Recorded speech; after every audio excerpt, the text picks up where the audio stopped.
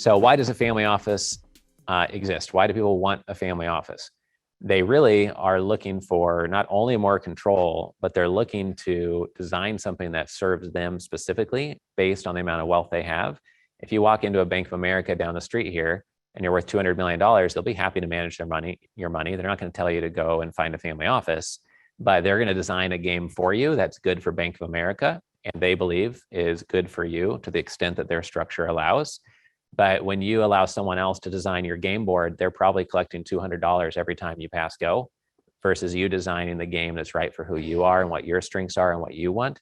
So there's three types of family offices. I want to get that slide out so people aren't reading it. I'll explain this. There's virtual family offices, which are very lean, small single family offices. And they outsource almost everything.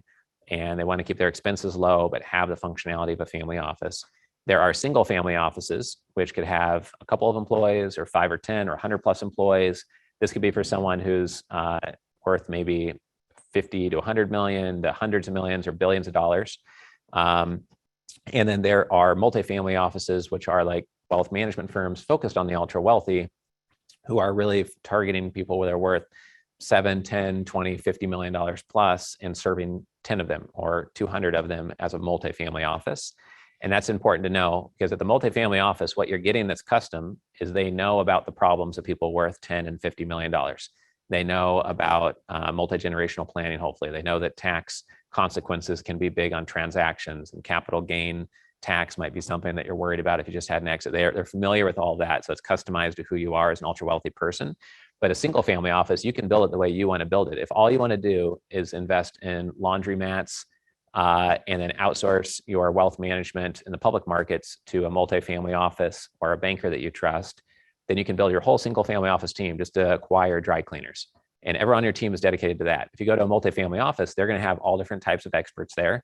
And you might not donate money to anybody on an annual basis, but they might have a philanthropy expert on staff for $300,000 a year. And that gets paid by the fees you're paying to that multifamily office.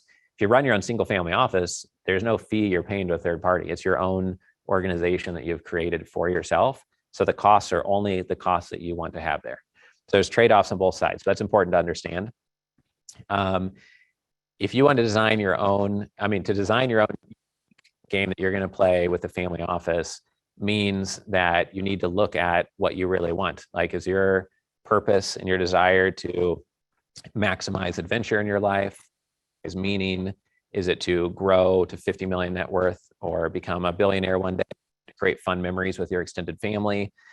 Is it maximizing your health? Is it doing fun travel? Is it all the above? And, in City Slickers, Krusty here was telling Billy Crystal that the secret of life is one thing, but he can't tell him what that one thing is.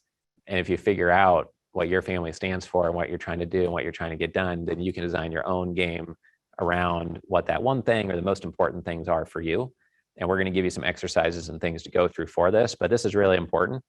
If you mess this up, then everything you do is going to be built in the wrong direction, or it's built because somebody else sold you on a plan that maybe is sort of good for you, but also is really good for their business model. So you just have to be careful with that and make sure you start from where you want to go and then find things that fit your puzzle piece that you're looking for versus the other way around. I think we had a question coming in here. Yeah, from Kylan. Do multifamily offices generally start as an SFO and then grow to serving multiple families? Great question. No, they don't generally do that, but they do often. So I'd say probably 15 to 20% of multifamily offices start as a single family office. They build all the infrastructure, and then some of their friends or colleagues say, hey, can you manage my money as well? And they say, no, we don't want to. It's not what we do. And then enough people keep asking that they say, oh, okay, well, actually, I guess all my overhead could be paid for. And now instead of paying $600,000 a year or $3 million a year to manage my single family office for myself, all my clients can be paying for that. And the benefit of me managing all that chaos is I'm not out the 2 or 3 million a year. So that would be something to keep in mind. Most people that start multifamily offices were in the wealth management business, and then they went upscale, or they were a CPA or a trust and estate advisor or a tax attorney, and then they got together and created the multifamily office structure. If anyone else has questions, feel free to let us know in the room or virtually. Here's some reasons to start a family office and why people would like one. Peer family office access, superior deal flow, reducing fees and taxes overall versus just going to a retail wealth advisor. They might charge you 80 basis points or 1% on your wealth. And then all of a sudden you have an exit. Typically, they're not going to proactively come to you and be like, oh, now that you have 90 million instead of 9 million, we're going to lower your fees to 40 basis points. They'll let you cruise along at 85 basis points and just collect that larger fee from you all the time. But you can go back and renegotiate and say, I'm like an institutional level account now. I only want to pay you 25 basis points, and by the way, we have 3 quotes from others, and it's going to be a little bit of a hassle to move the money, but I know that that's what the market is. So that's what we need. So that's an example of how it would reduce fees. Aligning your team and reducing chaos of working with someone who's not really aligned with you. Attracting capital partners. If you have your own family office and then showing what you've done in the industry and your own capital source, you could co-invest with other families. And then creating a family office dashboard, which we'll show an example of later. Here's a question from Mark. Have you observed a general range of overhead costs for an SFO as a percentage of AUM? Yeah, so that's a good question. So you have to remove the cost of whatever investments you decide to do, because you might go into fund managers that have a 2 and 20 and maybe negotiate them down, but those costs will exist no matter who you go to. But for a single family office, many times they're hiring one full-time professional to help manage it for every 30 to 50 million in AUM they have. But that can vary greatly. If you have an operating business with a really powerful CFO who's been with you forever, and then the rest of your assets are really outsourced and you're just acquiring companies under your one holding company that your CFO and your CEO are great running for you, you don't need as many dedicated SFO staff. But many times around 1%, maybe all in, could be your single family office cost. But the idea is that it would be far more effective than spending, X amount of basis points with somebody else.